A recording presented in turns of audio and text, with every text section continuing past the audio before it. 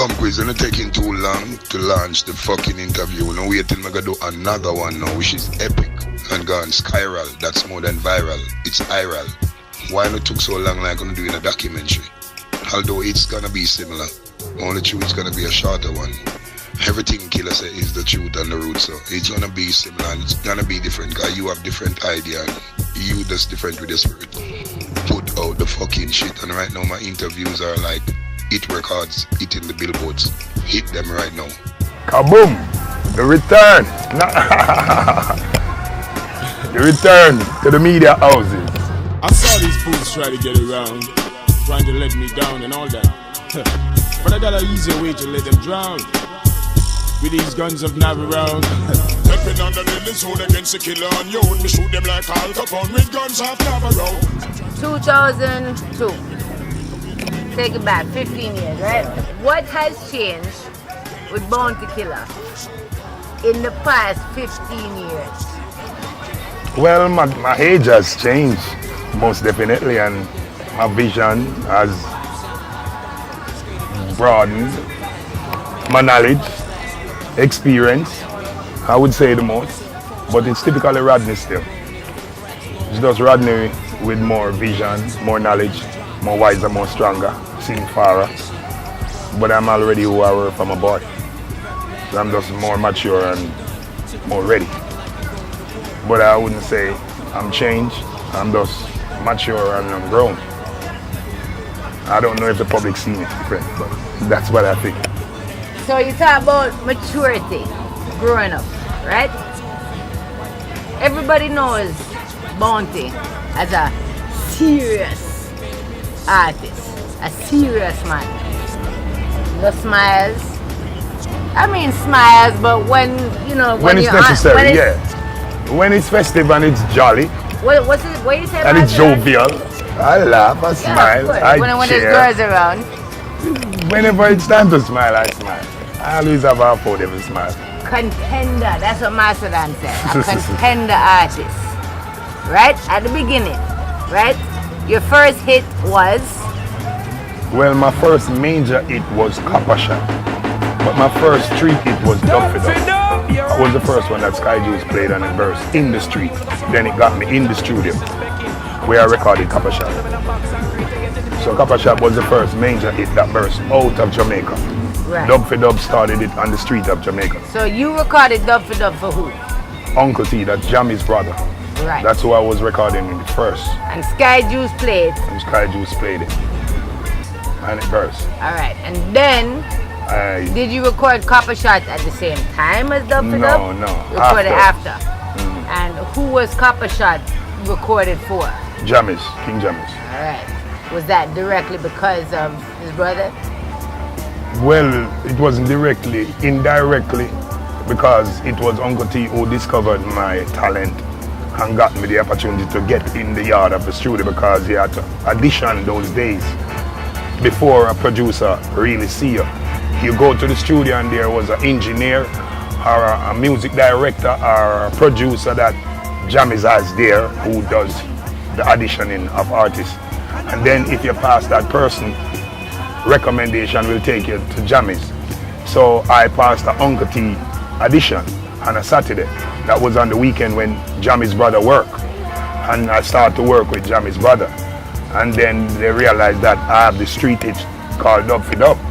So the engineers from Jammy's now start to give me a little ear and a little attention, and that's where I get the opportunity to jump on a Jammy's rhythm. I never met Jammy's at the time. It was the engineer that gave me the opportunity to record on Jammy's rhythm. And the engineer? Was Prento, Andrew Prendergast. That's the person who gave me the opportunity. And then Jammy's discover. And how old were you? Like about 21 or 22, I think. Well, this one called Down in the Ghetto. None other than the mighty Bounty Killer says so. Well, I'm from Riverton City, but I was living in Seaview. I moved to Seaview Garden at the time. So I originally grew up in Colorado and Riverton, and I moved to Seaview in the early 80s. And then early 90s, I reached Jammy's. So when you reached Jammy's now to the Copper Shot, did you know the enormity of this? No, I never knew. I just believed, but I never knew. But you know, belief kills and beliefs cure.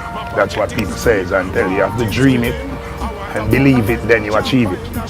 So I had a dream, I believe and I think it could do what it did. And then it was from my life experience. I got shot at age 16. That's how the song Kappa Shot came in my head. When I got shot and I have all these revenge and want to kill somebody or shot somebody and think somebody want to take my life. That's what built up all these vengeance and these people dead and killed for fun, Kappa Shot, gun to giant lodge. It bring up that gangster image in me because somebody want to bring out gangsterism on me. So the song was, from a man back him gun you have to run. No wait till him bust a shot you a run. From a man back him gun and you not feel you pick up your foot in a yarn splurt and run. Kappa Shot. Then I recorded Kappa Shot before I reached the Jammies. Kappa Shot was pre-recorded and released. It was recorded like 1990 for a man called Mikey Cruz, who used to work with Island Records. That's how I met Jazzwan. Okay, I was going to ask you about Jazzwan. That's how I met Jazzwan. Right. So I was like in the street as a little artist with no recording, going from studio to studio, from Jammies to Trackstar to Black Scorpio to Lego Downtown to Arrows to Gussie Clark to Penthouse, leave Seaview Garden, just all over the street, lurks in that studios. That's how artists used to do it. Oh God, guns out, me I tell you bad boy, don't pet and pound original bounty killer, all informer for dead. Be at studios, you never know when the moment will arise. So I was the studio lurking until in Seaview Garden now, we always have some little competition. That's how we polish our talents, compete with each other. So I was competing with a guy called Goldust and he got the better hand of me. He won the clash. And then everybody laughed. We all teenagers at the time. So he won the clash.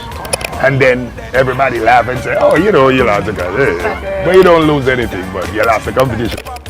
So it was Boom Dynamite. At the time, Boom Dynamite was a little budding area star, had recording, playing on the radio, playing out the road in Seaview. No big recording, but song that buzzing. It was Dynamite who encouraged me to come to the studio. So it was Dynamite and General B and Nitty Kochi and Major Wani, General Bonzi. They are the community star that we looking up to, want to be like that, wants the community to praise you. Right. So Goldust and you, me and Goldust square off. Everybody laugh after me, say Goldust have the better of me. And then Dynamite said, yo, waste of time, better compete against each other. You should try to go to the studio and make a hit. And then I never even know that I'm studio ready, but it's Dynamite who is a real artist who going to studio and recording, and if he said that you're ready, it seems like you're ready. I never know if it's true, but I just know that Dynamite is budding and he said it, so run along with it. So I decided to go to the studio and I started to go to the studio and till they told me about Uncle T not rehearsal, audition on a Saturday. Because I used to be from Monday to Friday and leave, not getting a chance at a Jammies audition. So they told me about his brother, Uncle T, who works on a Saturday. And then Uncle T is not such a big producer, so most people is not. So entries are excited to go vice for him because he's not Jammies. Everybody wants a vice on the blue label. So on a Saturday, the audition is not that hectic. So that's how I got the opportunity to get heard when I went on a Saturday. And I got the opportunity to record, but when I recorded first, the engineer was saying he don't like that song because I record a song named Wash Me Go Now, rinse it now your blood, I sink me knife in I'm hard until it touch mud. And the engineer said, no, Uncle T not gonna like those type of songs. He want a more reality or social commentary. And I said, okay. So I voiced a different song. But when Uncle T come the Saturday evening and hear the song, Wash Me Gonna Rinse My Blood, Uncle T said, what you talking about? And well, I'm gonna say, a big tune you. So Uncle T liked the song. Yeah. So that's when I end up recording dub for dub and a song called Dip Him and one called Model. And another song, no, anti-gun song say, I chew the gun in, A long time it fi done, cause if you love your life, my friend, you woulda put down the gun, had the gun, you know. Make so much man skin get burnt, had the gun, you know. Make your dead jailhouse lay down. So the engineers, they like that one. But Uncle T liked the gun one more. So Uncle T said I should voice anything. So I voiced 4 songs the evening. And from that now, Uncle T take me under his wing and have me as his little artist. And I'm recording with Uncle T, and that's how I got the opportunity after Sky Juice played the dub for dub to record for Jammies. And then I started to record with Jammies, and then John came on board. Why them gyal look like some Benz and some Lexus and some Bill and the Jeep with them car? The gyal say them need a good plumber. With the autumn, winter, spring or summer. None of them say, well, this is the big bad bounty killer, and them should know. Yalamas, well. Tell them of the fierce, and them of the figure. Remind me of the Benz and the Lexus and Well, as I said no, first when I met Mikey Coos, that's how I met Jazwa. That was like in 1990. We heard about this producer recording people from foreign, recording young artists, and we went there. And Mikey Coos had Jazwa playing the rhythm, and Jazwa played the gigi. At the time it was Mama, you murderer, it was Gigi Rhythm taking over the place. So I told Jazwa we want the Gigi Rhythm. So I buy Copper Shop and the Gigi. And then Mikey Coos took it to London, because that's where he's from. And then he remakes the song. He didn't remake the song, he remixed the song. Right after Gigi came Bam Bam. Murder, she wrote. Chaka D must apply take over the whole of Europe, whole of England. So he's thinking about the international Bam Bam vibes and change Copper Shot beat from Gigi. And Copper Shot matches the Gigi more, because the Gigi is a more hardcore rhythm and Copper Shot's a hardcore song. The Bam Bam is a more international, nice. So he changed the hardcore Gigi to Bam Bam because Bam Bam was hot at the moment, but Copper Shot does never match the Bam Bam rhythm. So it never worked. So I voiced it, but it never hit because he messed with it. He go put it on Bam Bam rhythm, and Bam Bam is not a hardcore rhythm. It's a nice, more pop style rhythm. So that came out right after the Gigi, the Mama, and then he thought that this is the big thing. Let's put the song on that rhythm, but the song never matched. So the song never worked. So that song gone to the waste. Anyway, I reached the Jammies now, and then they played the general rhythm, and I don't know what the hell to say on this rhythm, because I never even like slow rhythm. The rhythm named General. The rhythm named the General, Whose rhythm was it? Jammies rhythm. Jammies rhythm. Yeah, right. Jazwa played the General, and everybody used Jazwa to play rhythm because he's good, he's vibrant, and he's very brilliant. So we voiced. No, when they played General, I don't know what to say on it because I never even liked slow rhythm at the time, because I think that the rhythm has to have vibes. I never know about groove, so you can slow and still full of vibes. So when they played the General, I was thinking, how can I hear that rhythm this song? That's what I said, no man, this is the thing that run in the place called Bourgeois. Me want know how Master God run. Hear them play the General rhythm taking off. So when they play the General, I don't know what to say. Then one mind said, you should remake the punchline of Copper Shop. So instead I said, I'm a man back in gun, you feel run. I changed it and said, and me pop out me gun blood a go run, like a river Jordan a come down. And me pop out me gun, whole heap of blood a go run. X amount of people like a go down. When me say Copper Shop, remember me. And the engineer go berserk and we recorded the song, and then when King come and hear the song, he said he don't really feel in the gun song thing. What? Again, yeah, because tell you what, at the time now, I idolized the Ninja Man and Mad Cobra and Shabba Rankin and those people, so I was into the gangster thing, and I just got shot and I'm feeling vengeance. That's all in that part. So I got a lot of gun talk, so Jammies was worried because at the time, in 1990, the radio just started censored. Right. Because back in the days, everything played on the radio. Ninja Man, dead blood clot, is a dead bumbo clot. When I came in music, everything used to play. There wasn't no censorship. No censorship. So I think I could say anything. And then right as I started to record, censorship came. Yeah. So producers started to clamp down on certain type of lyrics and trying to clean it up. So Jamie said I should voice a positive song, and I had no problem. The King said the voice a positive, me ready. I never got the opportunity. The engineer never gave me the chance to go back. Who the fuck is you? I recorded you already. I put some other people. Yeah. So they never gave me the opportunity. The King wanted me to do all the song, but the engineer don't care about me. And the guy that viced me already, Prento, he was not the one. It was Fat Man this time. And Fat Man is a man who full of hatred and Fat Man not too love youths. Fat Man deal with man away, brother. That's our engineer that work at Jammies. He's my friend, but he knows the truth. At the time he wasn't showing us no love, but we grow to love him because he still help us along the way. But that's how we felt at the time. Yeah, so I never get the chance to record again. So the rhythm seems like it missed me because I never thought Jammies would pick up my song. So the general rhythm came out and they have calling out, you can reach me by trainway. Goody goody. The Galaxy is goody goody. So that was Jammy's hit and the general. So that came out and they never put out my song. So it was Johnny Wonder who works for Jammy's. He's one of Jammy's producer who works with Jammy's. So he was the one who saw the song on a dot. He heard it on a dot. And Miss Goody Goody was running away. On a dot tape, that little date called a dot. Yeah, you know he saw it that? on a dot tape. And he decided to put it on the flip side because them time they have 12-inch, the second size record. So he put it on a 12-inch on the flip side of Miss Goody Goody. And since Miss Goody Goody was the big song, everybody bought it. And then now they want to know which other song is this on the next side. So just play it for listening sake. And when they play that shit, oh, Copper Shot, yo, let me hear this again. So everybody in New York went to VP, purchased Miss Goody Goody, have Copper Shot on the flip side, started to play it. And Copper Shot took off in Brooklyn. Yo, that's how stars take off. So that's what Johnny Wonder called and say, yo, King Copper Shot and Miss Goody Goody take off. And King have no problem with it anymore.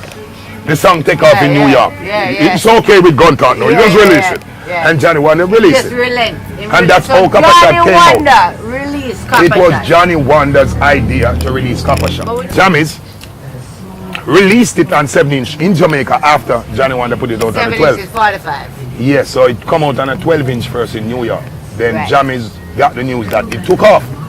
And that's how Copper Shot was released worldwide. And from that, he never told me what to vice anymore. He just allowed me to vice. So I started to vice the Jammys after that. So after Copper Shot, you said, all right, did you say, okay, this work, I'm going to continue with this vibe, or you just that was my vibe. That was your vibe. That was you. I just got shot. That was you. And I'm coming from seeing Riverton Garden, where it's rampant around me. It's gangster life, gangsterism. That's what I saw. That's what the environment taught me. So that was my vibe. So after Copper Shot, now, Bounty Killer, because they spell it with an I. No, but Bounty Hunter, it was when Dub Fed Up came out. Okay. Copper Shot was the real record that came out with the Bounty Killer. Bounty Hunter, and then you have this other guy who used to be Bounty Hunter as well, and he felt like he had songs came out before me. So he felt like I was taking his name. Of course he was. And then it wasn't my name or his name, it's a movie character. Anybody could have called himself that. But because he had recording released first, I gave him the edge. Because he came out first. So it's not originally his, but he used it first. So you got to give him some props. So I decided I'm not going to be no hunter no more. I'm going to be the killing. You did hunt it out of the killing for less than a shilling. I'm willing. I'm all in. So that's how the Bounty Killer came up. It was, did you have anybody managing you at the time? No, I never had manager. At them time, young artists never had manager. You had nobody around you but your friends. It was just me and Dynamite and then Nicky Kochi. Road manager. We had no road manager, nothing near management. We don't know what name that. Alright, so Copper Shot come out. Jammys love it. You start recording for Jammys now. Yeah. What's the next hit after Copper Shot?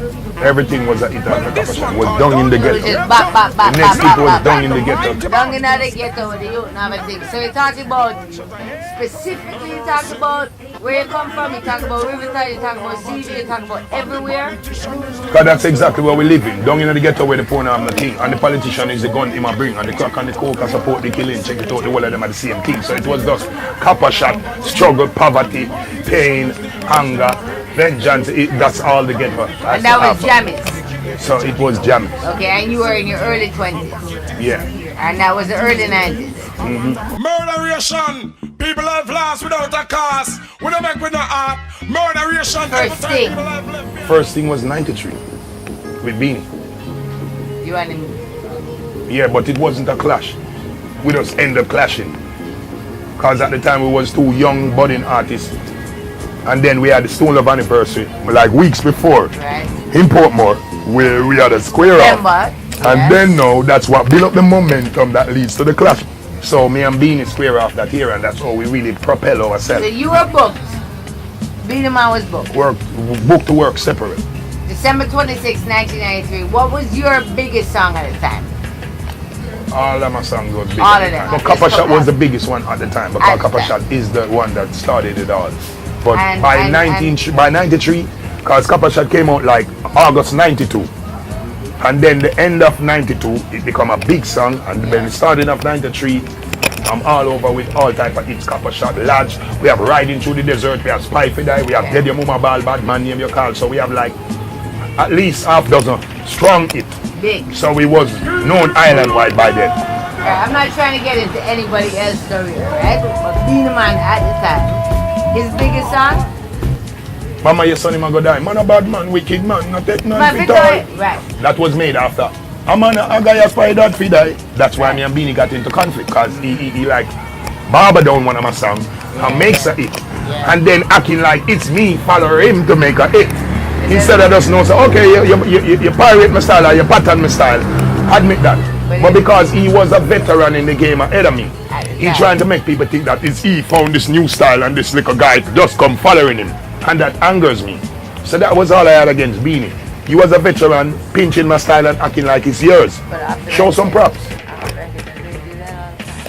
Yeah, but everybody knows that, but I'm just saying that's what caused me and Beanie to go at it. It wasn't anything really personal. It was just a musical. So the clash between Beanie and Bounty at Sting 1993, that started the whole Beenie Man Bounty Killer thing. That's not what started it. It started at the Stone Love anniversary, but that's what triggered it. In November. That's what propels it to the world. Everybody knows of it after Sting. Okay, so how many years do you think that continues for? I don't know, it lasts for some time. It stops and stops. Most of the 90s artists I rate them, because those are the artists who I was listening to before I got the burst. So most of all, it would be Shabba Rankin, Ninja Man, Buju Banton, Spragga Benz, Toro Fabulous, Cutty Rankin. That's about it. Cutty Rankin? Yeah, from the 90s. Bullet, bullet, bullet. Wall on the 5-star diamond general, I don't look good. You know beside Yo! So we talk about artists who you rate from them time there. I saw something on social media the other day, say yo, I don't know. So talk to me now about artists now. Artists know, like what about them? When you call I don't know your name, or you type I don't know. Yeah, that was just an issue that was on the weekend. It was I don't know who performed at the Pepsi concert, and I saw the ER and I saw the comments, and I like the whole vibe, because I don't know has been one of the talented artists for years now, and I don't know if he never burst out his shell or the people just wasn't giving him the attention or the respect he deserved.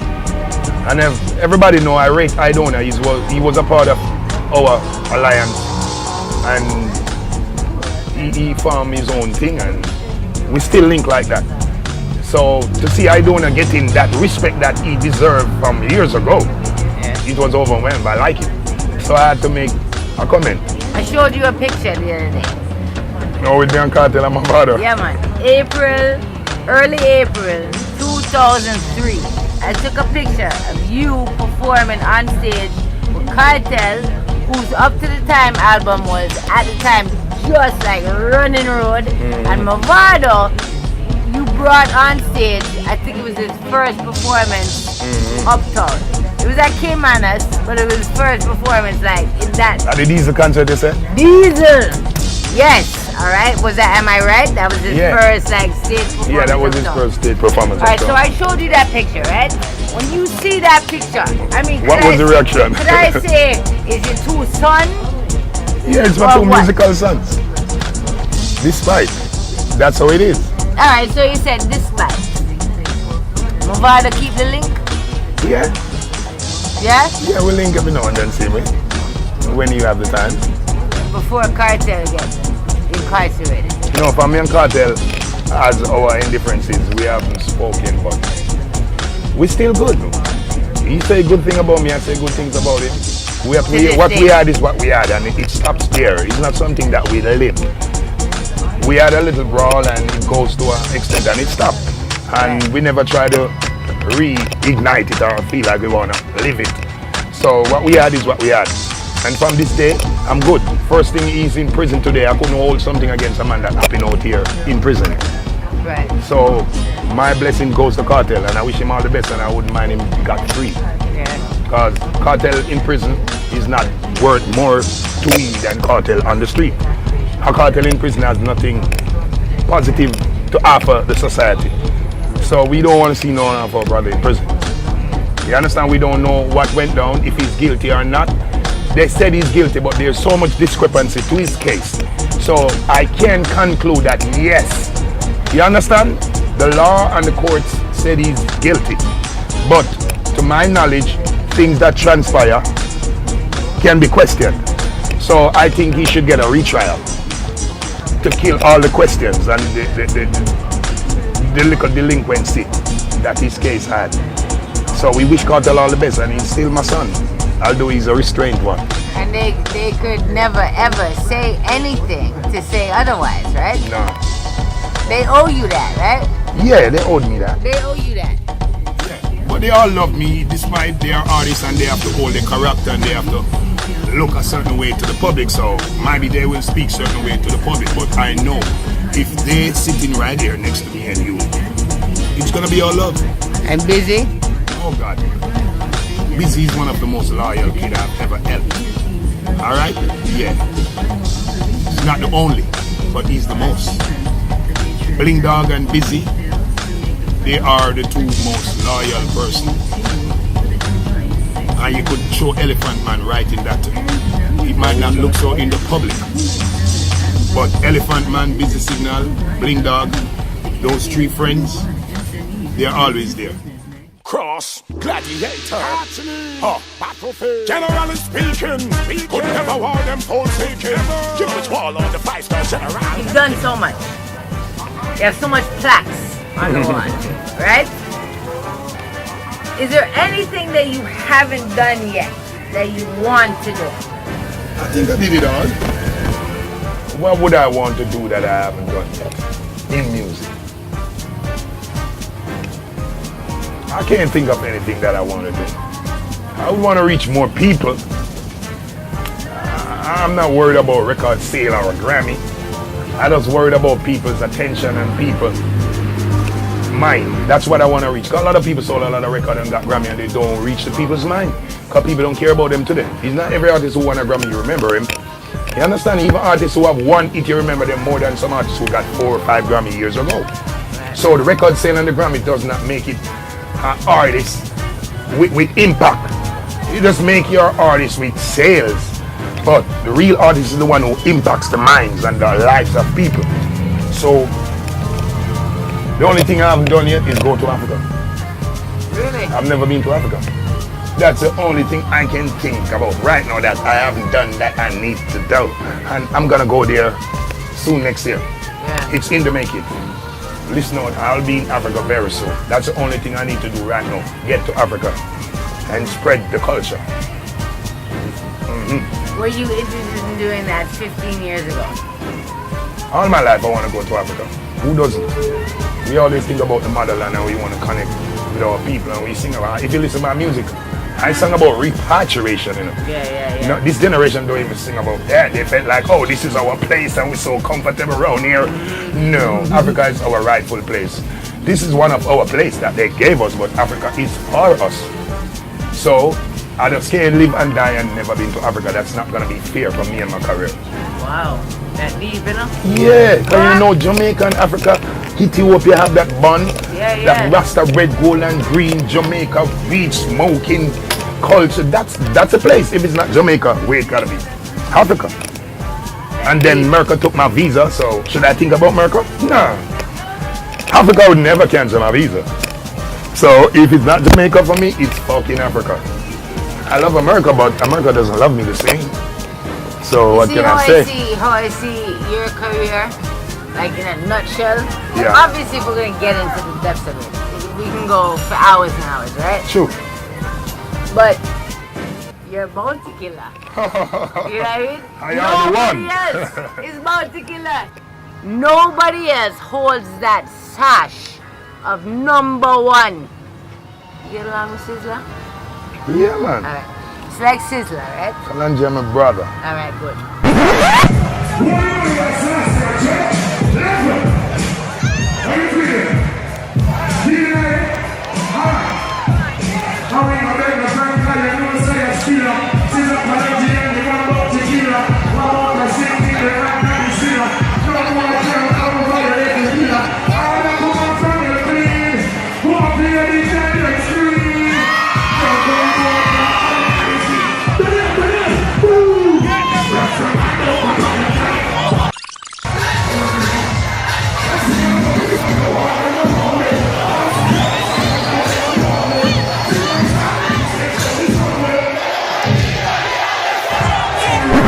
The real warrior, man. African. Who want him African there and blood. who don't want him there. Him just do it. You gotta do what you gotta do. He just You does gotta it. be yourself. There is no bowing. No, conform There and is no reform. conforming. What I do, what him have to do. And what him want to do. No, but there must be something about me, because tell you what, I haven't done anything. I run afoul of the law a few times previously, but I've been acquitted from all the cases. And currently I'm not holding a police record. The only reason America denied my visa, I got caught with a spliff less than 5 grams from 1997. Really? From 1997, 20 years ago. And today, weed is legalized in a few states in the America. So, one spliff is not that critical. Yeah. And people have tremendous, crazy records that traveling today. Yeah. So I know it's not my one spliff, it's something about Something me. about you, of And I course. like it. But of I'm course, different. but that's it. I'm unique. I'm Yeah. not those. You know, let me tell you something. You see Sizzler? So I'm cool. Sizzler underground artist. You know? Yeah, I'm an See, underground artist. You're underground, but you still have that Underground commercial international. value. You still have that commercial value. No, I'm the only underground international artist from Underground Jamaica. international, Yeah. yo. You know I'll what? tell you what, all my hip hop collaboration, they never really make it big on the Billboard, but they're bigger than most of the songs that made it on the Billboard today. Like what? Like the hip hopper with the Fugees, the It's a Party, the Mob Deep. If you're going anywhere in New York and drop that shit right now, in Washington, in Philly, in Miami, most of the ones that run away on the Billboard, they can't get a forward like those now. Born as a sufferer, grow up as a sufferer, struggle as a sufferer, make it as a sufferer, fight as a sufferer, survive as a sufferer. Will Bounty Killer ever retire? Well, retirement is not something that you really should plan, because that's why some people retire and come back out of retirement. Retirement should be a time and a place in your life where you feel like, okay, this is it. But I don't want to plan it like, yo, when I'm 50, I'm going to retire, and then when I'm 50, I just feel like I want to fire. So I don't want to plan my retirement, but I think about it. Because you got to retire sometime. You can't just work like a slave. So I know retirement has to come, but I don't really plan it. And I have no intention when it's going to be. But when that time comes, I think I will have to retire.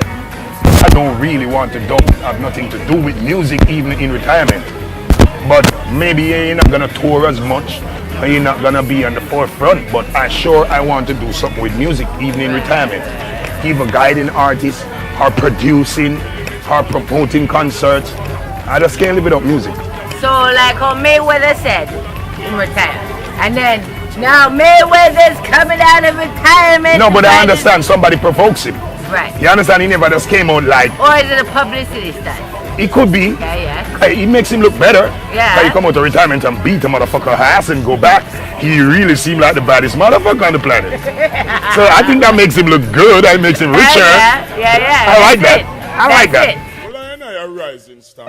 None of man Yo, let me get that Dutch mask. It's come naturally, right? It's slang. It just Kaboom. kaboom! Kaboom. I don't even know where they came from. Yeah, they just came out of your mouth and people love it and they started hashtagging it, right? My first song was Me Look, Me Say, People Dead. Now look. And then I said, None of mercy, and everybody think I said Lord of mercy. But it's none of mercy, none of mercy. Because I sing a song named We None of Mercy. That's why the song come None of Mercy. Because they are saying Lord of mercy, but I'm saying me not no mercy. Maybe that like mercy. Maybe that like Cersei. And on my Timberlands, remember you go, hey yo, yellow. that just forward all your mouth, you right? say yeah. Ow! All these things. That's my favorite. Cross that's angry miserable. Cross. Connect. Everything, yo. Oh, you're the best. The return. The return to the media houses. So you were there in 2002. RETV, can search at 5-star which turned out to be that the was biggest you and drop. Macedon. That was the biggest drop ever. No, that is the calendar drop for Ari until this day. Yeah, and it was Macedon who made me say that shit. Because he found me everywhere. I'm up in a tree, this motherfucker found me. So when you see Quiz and Macedon in the streets, what do you think? It's exceptional, it does bring back a lot of memory. And then now you people was like the evolution of cable TV. Alright, because that's when cable really took off in Jamaica. And especially the street shows. And then nothing never come back like Ari. Ari goes all over the country. Negril, Portland, Westmoreland, Mobile, Clarendon, yo, name it, man. Just go look at the Ari clippings. Man, you're confused. Ari 2002 and Ari 2000. No, man. What we all talking about Ari 2002? Macedon and Quiz. We're not talking about Ari today. Who's on Ari today? I don't know. Ari today is Stevie J. Yes, sir. So you're talking about REJ? Are you talking about RETV? You're talking about RETVJ? Or are you talking about RETV? Which one are you talking about? Ready? Yes, sir. Kaboom! Street life! Not a sweet life, but it's a neat life. You know it's Warlord, Q and Don. Hey yo, yellow! Quiz and Macedon. The world will see you! Entertainment. No gossip we got to give. Cross. Fun or rebel. You know it's Warlord, Q and Don. Quiz and Macedon. The world will see you! Where that seal? You love the world out here.